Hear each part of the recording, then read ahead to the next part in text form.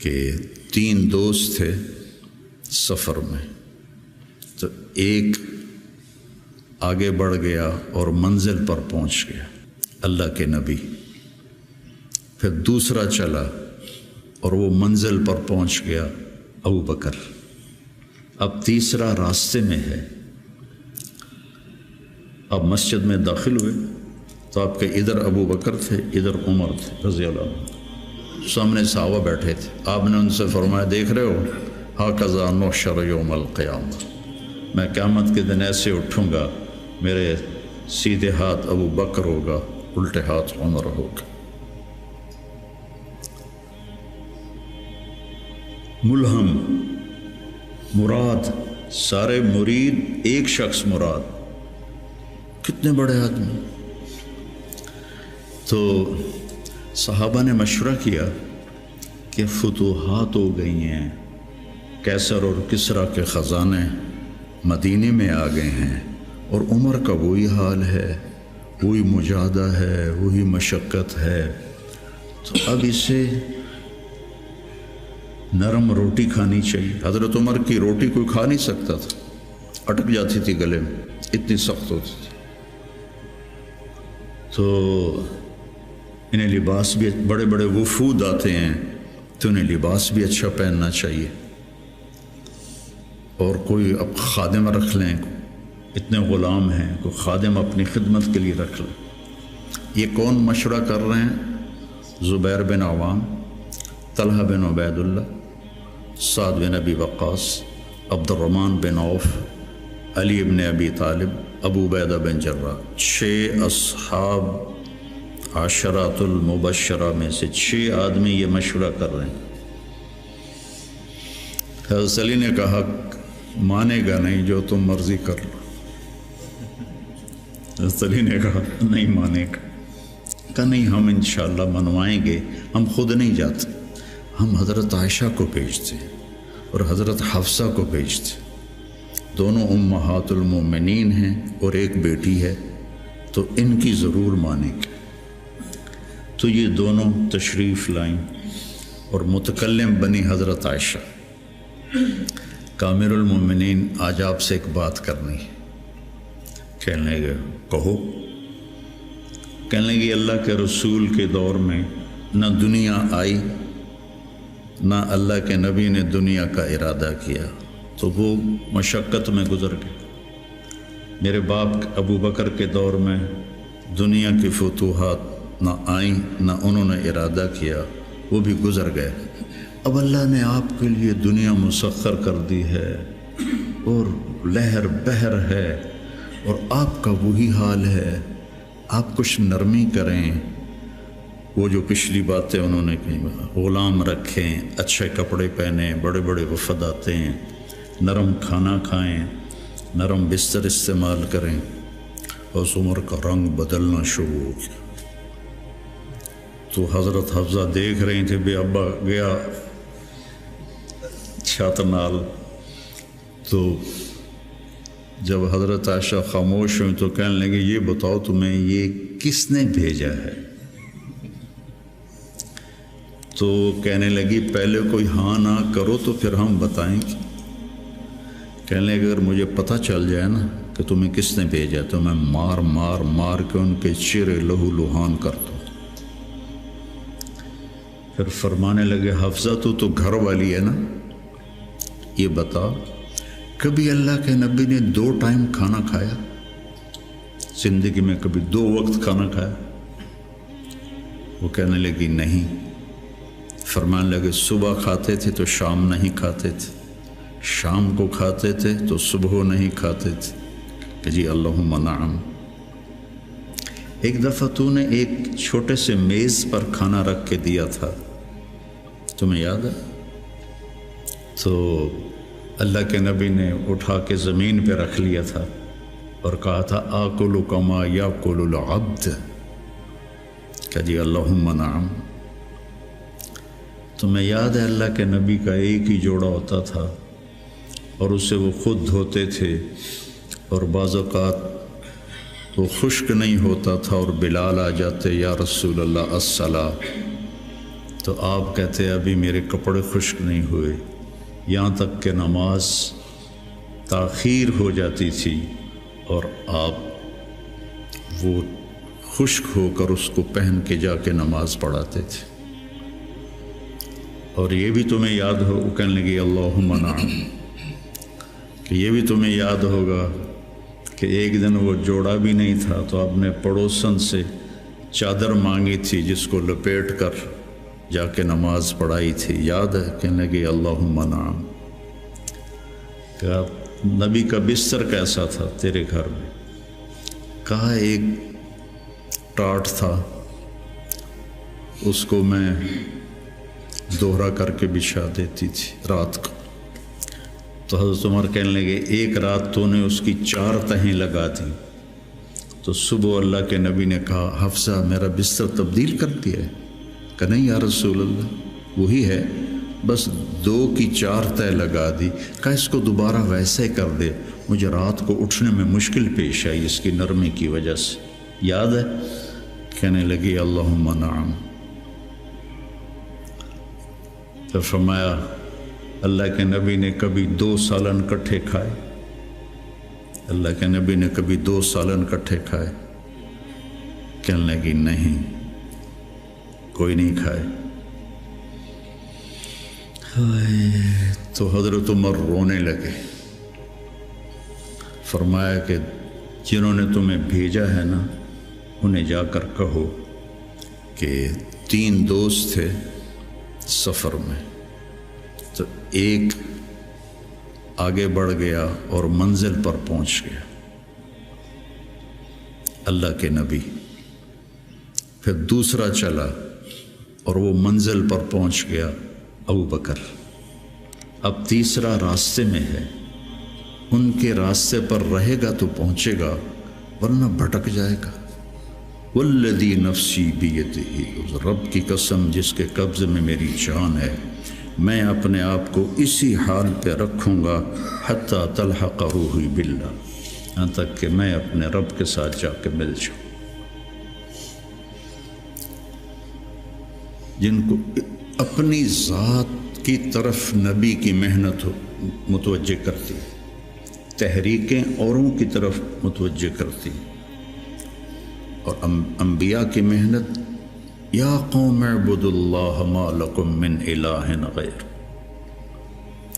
یا قوم انی لکم نذیر مبین ان اعبدوا اللہ واتقوہ واطیعون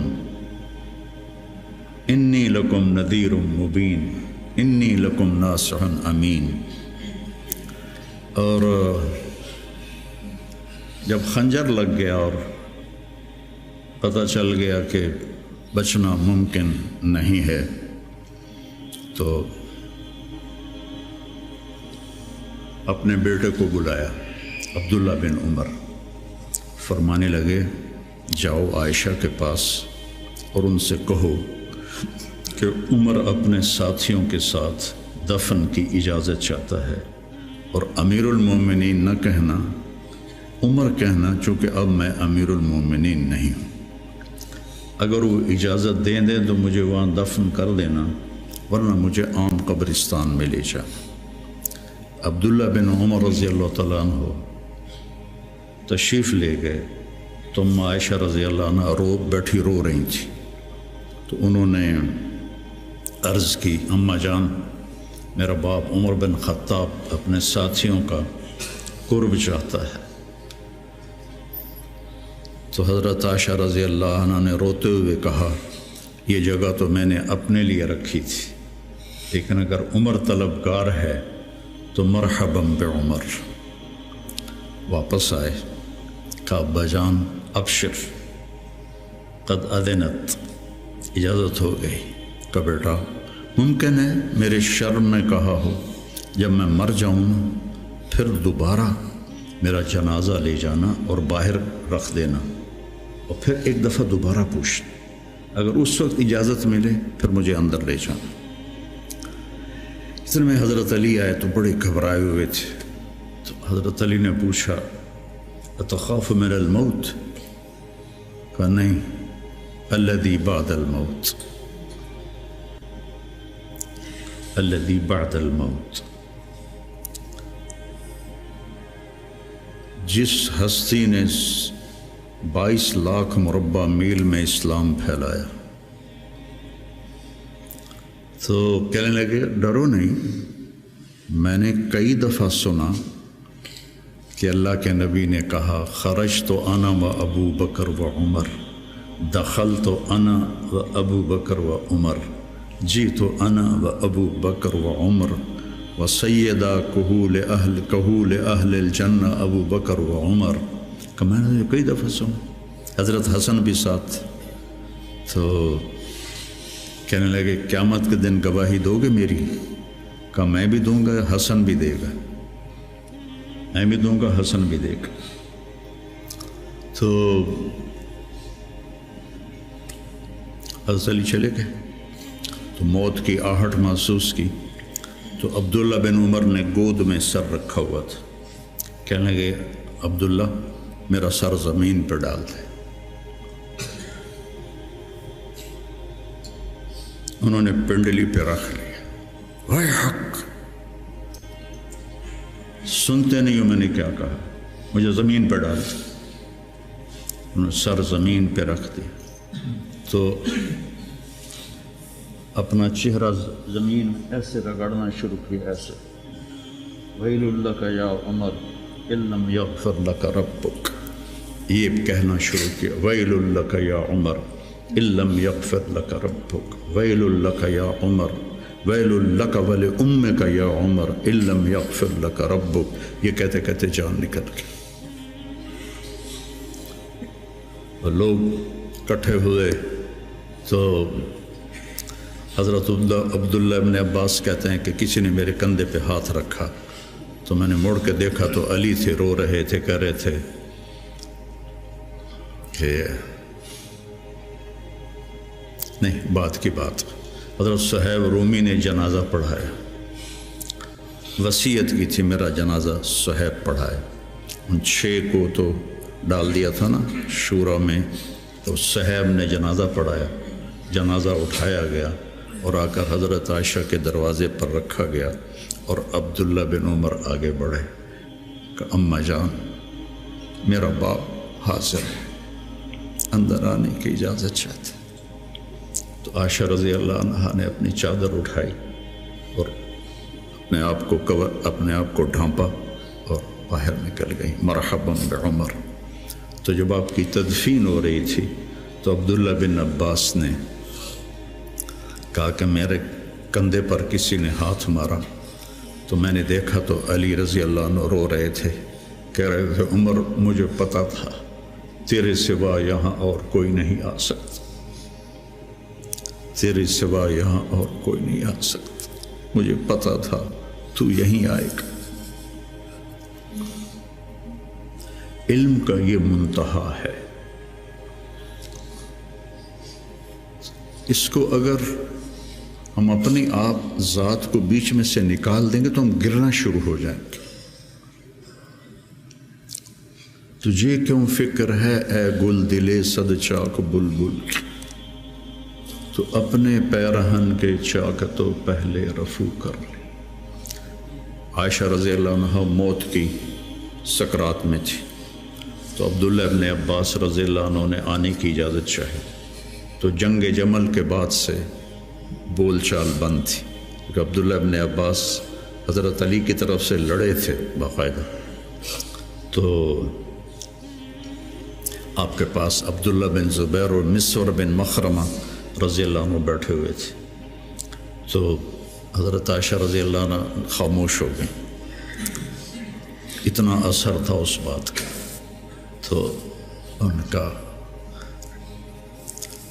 حبر الامہ ہے اور ابن عم الرسول ہیں، اجازت دے دے. تو حضرت عائشہ روئے جا رہی تھی اور ان کی بڑی چادر آنسوں سے بھیگ چکی تھی، ساری چادر. جب وہ آئے تو کہنے لگے اماں جان آپ کیوں رو رہی ہیں؟ آپ کے اور نبی کی ملاقات میں صرف اتنی دیر ہے کہ یہ جان نکلے اور آپ اللہ کے رسول کے پاس پہنچ جائیں. کہنے لگے عبداللہ مجھے دھوکہ نہ دے، کاش میری ماں نے مجھے جنا ہی نہ ہوتا. مجھے بہلاوا نہ دے، مجھے دھوکہ نہ دے۔